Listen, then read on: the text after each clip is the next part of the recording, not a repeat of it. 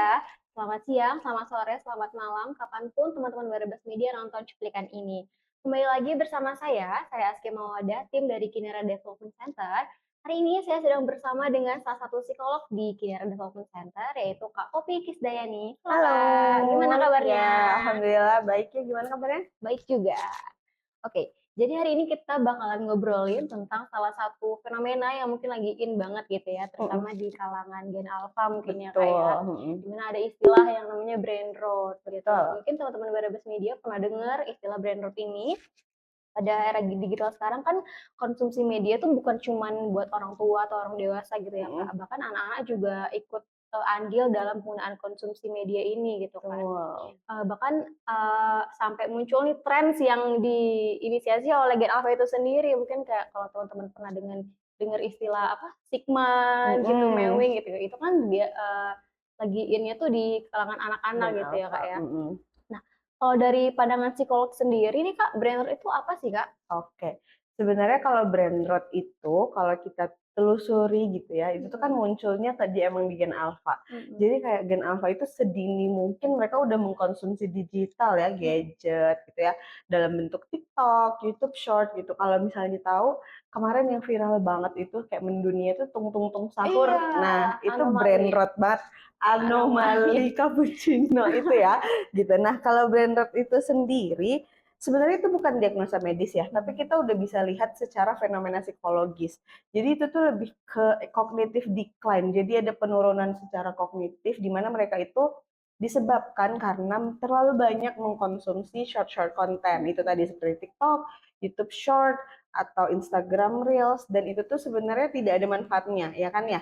Kayak yang kita tahu kayak mhm, tung tung tung sahur itu ya udah mhm. lucu-lucuan aja Iya. gitu, tidak ada manfaatnya. Mungkin gitu ya kalau brand Mhm. rot, mhm, Oke, berarti kan kalau sekarang ini pola konsumsi media itu udah berubah gitu ya, Kak, ya. Sekarang betul, lebih ke digital, mhm, terutama tuh short video mungkin ya kalau untuk anak-anak gitu ya. mhm, Nah, kalau dulu kita taunya kalau mau konsumsi media itu dari buku atau enggak kayak mentok-mentok tuh dari TV gitu ya, teman-teman. Nah, mhm, menurut Kak Papi sendiri ini ada nggak sih pengaruh, dari perubahan pola konsumsi media ini terhadap mungkin kognitif anak atau mungkin pola belajar anak gitu, Kak? mhm, oke. Jadi kita jelasin dulu mungkin ya, gimana sih perubahan pola konsumsi media anak zaman 2000-an sama sekarang gitu Mhm, ya, 2010 akhir gini. Nah, karena sekarang itu emang banyak anak-anak tuh terpapar dalam artian easy access ya ke digital. Kalau mhm, zaman dulu tuh kita harus ke warnet untuk mhm. dapat internet atau harus nyolokin kabel, kabel LAN gitu ya.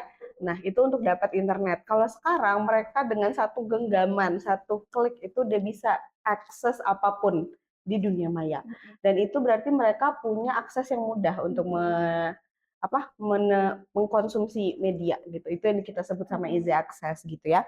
Dan mereka itu sekarang tadi benar kata Kia, kalau dulu kan kita harus carinya di buku gitu ya, udah ada film sih gitu ya, tapi itu sesekali ya, mhm, biasanya ada rental DVD atau ke bioskop gitu. Kalau sekarang kan banyak platform OOT gitu, OTT ya gitu.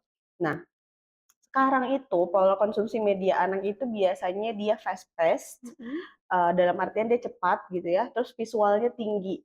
Kalau kebayang tung tung tung sahur lagi nih yang mhm, kita bahas itu kebayang ya, mhm, AI-nya itu sangat-sangat tinggi dan itu menarik secara visual kan mhm, gitu. Dan mereka itu biasanya distimulasi terus-menerus. mhm, Jadi kayak TikTok, YouTube Short, Instagram Reels ketika kita scroll itu nggak ada akhirnya, ya mhm, kan? iya Jadi iya, kayak kita sebagai orang dewasa mungkin juga sering berjam-jam mhm, ya kelepasannya gitu.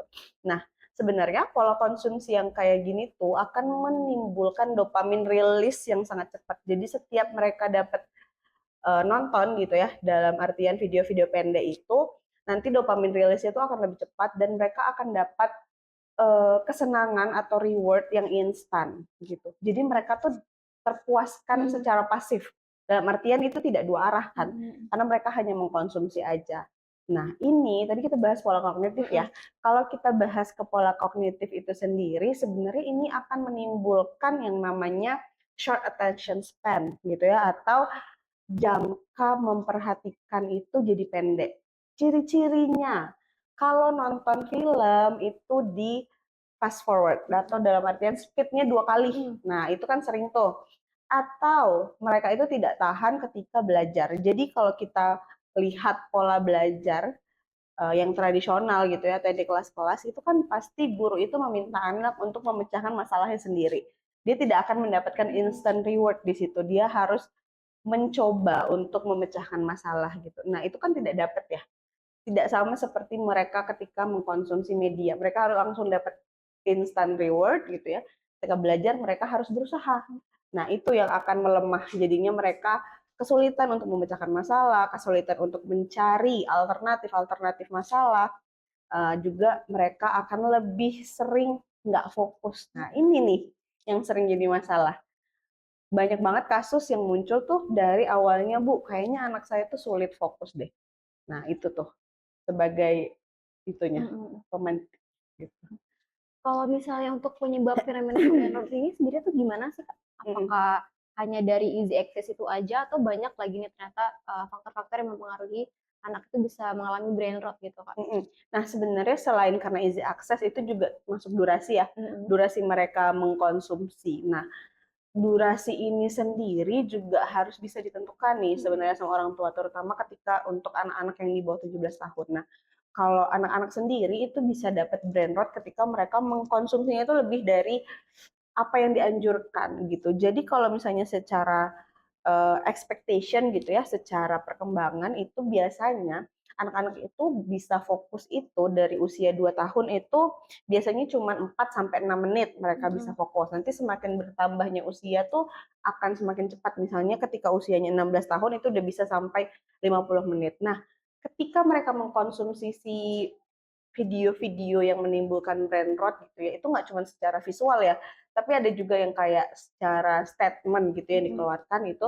mereka akan lama-kelamaan tuh menurun si apa batas fokusnya Mhm. itu, durasi fokusnya gitu. Jadi itulah yang menyebabkan banyak keluhan-keluhan zaman sekarang. Apalagi kita tuh sempat terpapar COVID ya, Mhm. jadi ada masa-masa mereka itu harus Zoom. Mhm. Nah, itu kan secara nggak langsung mau nggak mau akan terpapar terus sama media kan, kayak cara mereka belajar, cara mereka cari materi gitu-gitu. Nah, itu tuh banyak sekali dampak-dampaknya ke anak-anak sekarang. Mhm. Jadi dampaknya tuh baru kerasa ketika, oh mereka udah kelas SMP nih sekarang, tapi kok bacanya susah banget ya, Mhm. atau nggak bisa tahan ya duduk di kelas yang lama gitu, atau malah sehari-hari gitu ya, nggak bisa nonton film Mhm. yang full.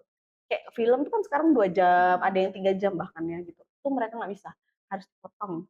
Bosen atau apa gitu, Kak, ya? Karena bosen atau karena speed-nya tuh kurang cepet Mhm. gitu.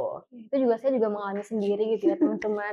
Kalau misalnya nonton event tuh, video di TikTok yang 1 menit aja tuh udah saya cepetin gitu, apalagi 2 video kali yang ya? iya, apalagi video yang 60 menit gitu ya, Kak, ya. Jadi mungkin saya juga Betul. terkena brain rot mungkin atau gimana nih, Kak? Bisa jadi.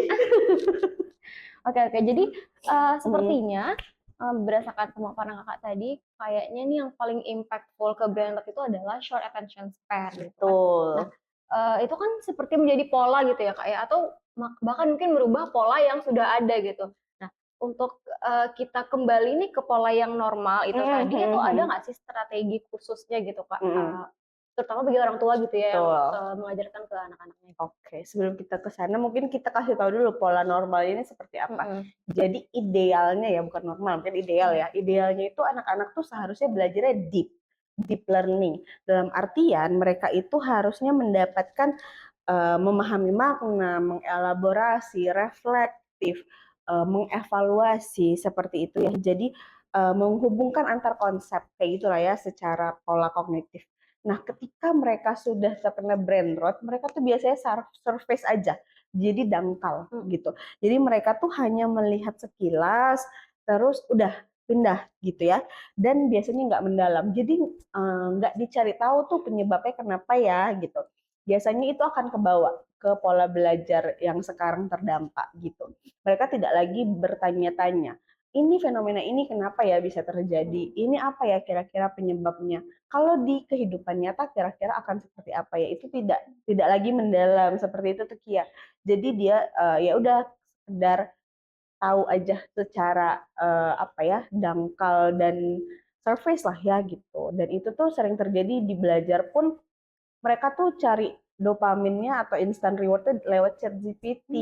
Jadi kan kalau ChatGPT mereka tidak akan Nggak kritis gitu nah, mungkin nggak ya, Kak, ya? kritis. Jadi mereka nggak mengobserve apa sih yang terjadi di situ, kenapa bisa kayak gitu gitu. Nah, untuk orang tua sendiri sebenarnya itu punya kendali yang luar biasa sebenarnya. Jadi tergantung juga sama orang tuanya mau seperti apa nih gitu. Nah, sebenarnya yang rekomendasi pertama itu kita latih si deep thinking-nya itu gitu. Jadi ketika belajar anak tuh diajak untuk berpikir. Yang pertama, menurut kamu kenapa ya bisa kayak gitu? Atau kira-kira apa ya penyebabnya? Atau kalau kita tarik di kehidupan nyata, contohnya seperti apa ya? Jadi anak tuh menghubungkan konsep tuh, tidak hanya teori, tapi juga ke prakteknya gitu. Dan juga limit screen time. Nah itu udah sangat sering ya dibahas limit screen time gitu. Dan orang tua mungkin bisa cari gitu ya seberapa screen time yang ideal untuk anak-anaknya sesuai usia gitu. Dan yang kedua, misalnya kita ajarkan juga mereka memilih konten. Kalau misalnya sudah besar kan agak awkward untuk orang tua membatasi screen time gitu ya. Mungkin akan ada banyak drama gitu ya. Nah, jadi kita ajarkan untuk gimana sih cara memilih konten gitu. Nah, konten yang bermanfaat kan konten yang memberikan anak-anak tuh apa sih yang bisa dipelajari gitu. Walaupun di TikTok tuh kan banyak yang bisa dipelajari ya sebenarnya. Jadi orang tua tanya lagi ke anak, itu kamu bisa nggak belajar sesuatu dari situ? Emangnya apa yang bisa dipelajari kayak gitu?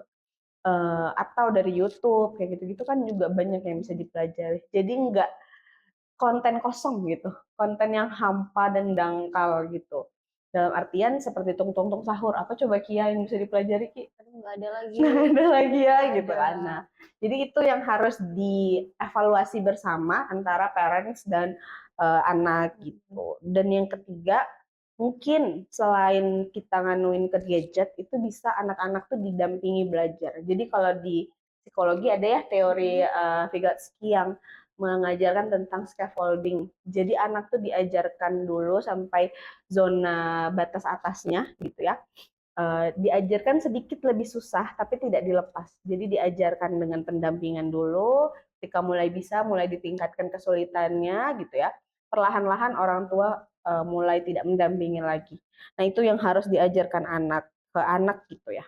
Nah, yang terakhir, ketika anak sudah bisa regulasi sendiri secara mandiri gitu ya untuk belajar, kita bisa masukin Pomodoro. Pomodoro itu kan belajarnya dibagi-bagi ya, biasanya kayak 15 menit, terus ada break, terus 10 menit ada break gitu ya. Dan ketika kita tahu anak-anak tuh sekarang short attention span gitu ya, jadi kita nggak usah memaksa juga sebenarnya, latih dengan perlahan-lahan gitu. Misalnya 10 menit udah oke, dapet reward yaitu istirahat atau break. Terus lanjut lagi 15 menit kayak gitu. Jadi biasanya itu akan lebih ngefek gitu ya untuk anak-anak dengan short attention span. Itu mungkin yang bisa dilakukan orang tua. Oke. Cuman tadi saya mau nanya juga sih tentang peran orang tua dalam preventif. Cuman udah dijawab tadi ya Aduh, ternyata ya. ternyata. Jadi kalau misalnya teman-teman mau jawabannya, ini saya tadi udah rangkumin yaitu yang pertama itu yang paling utama mungkin kita ajarkan deep thinking tadi ya Kak ya. Lalu juga Betul. bisa batasi screen time dan juga untuk teknik belajar sendiri bisa ajarin teknik Pomodoro tadi ya Kak Pomodoro. ya. Oke, oke. Lalu nih kalau misalnya ada orang tua yang bertanya, "Kayaknya anak saya ini udah mulai tanda-tanda brain rot deh," gitu kan, kalau nonton tuh dicepet-cepetin, nah terus nontonnya tunggu sahur, atau skip di toilet gitu Oh kan. iya Itu betul. apakah perlu nih Kak kita ke psikolog gitu untuk, mengecek keadaan si kecil ini? Nah, kita harus cek dulu sebelum ke psikolog, yang harus ayah bunda cek adalah apakah anaknya itu bisa duduk diam. Yang kedua, apakah anak itu komunikasi tektokan nih kayak kita sekarang itu tuh nyambung gitu ya, komunikasi dua arah nyambung. Yang ketiga, fokusnya bertahan berapa menit. Nah, nanti dicek tuh sesuai usia. Kira-kira menurut teori gitu ya atau menurut ekspektasi anak seusia segitu tuh fokusnya bisanya bertahan berapa lama sih. Nah, ketika di bawah itu baru kita bawa ke psikolog. Atau yang keempat yang biasanya paling sering dibawa ke psikolog adalah ketika dampaknya udah nyata. Dalam artian, Bu, nilai anak saya udah remet semua gitu. Nah itu kita bisa tarik tuh, kenapa? Oh karena gadgetnya, screen time-nya udah berlebihan banget tiap hari dari pagi sampai malam gitu. Itu kan berarti dampaknya nyata ya Ki gitu. Itu baru bisa kita bawa juga ke psikolog gitu. Atau sebelum dampak sih biasanya kita harus lebih aware, jadi lebih ke preventifnya itu bisa kita bantu cek di Kinera gitu. Oke, jadi parents yang merasa anaknya udah mulai ada gejala-gejala burnout, boleh banget hubungin kita nih ya Kak ya. Oke, terima kasih banyak nih Kak untuk waktu sharingnya, sangat-sangat meaningful banget, sangat-sangat relate Alhamdulillah. mungkin bagi parents yang mempunyai anak di gen alpha gitu ya. Dan beta. Oh iya, beta juga ya? Iya, Oh, beta nih beta udah mulai nih. udah mulai untuk Betul. nonton-nonton nih. Betul, betul, betul. Jadi intinya teman-teman, parents juga kalau misalnya punya anak yang udah mulai konsumsi media digital, tetap awasin ya Kak ya, tetap batasi screen time-nya, lalu ajarkan deep thinking. Itu sih yang penting paling diawasin Kak ya. Diawasi dan didampingi. Itu aja sih teman-teman Barabas Media. Terima kasih banget atas waktunya. Sampai jumpa di lain waktu. Terima Bye-bye. kasih.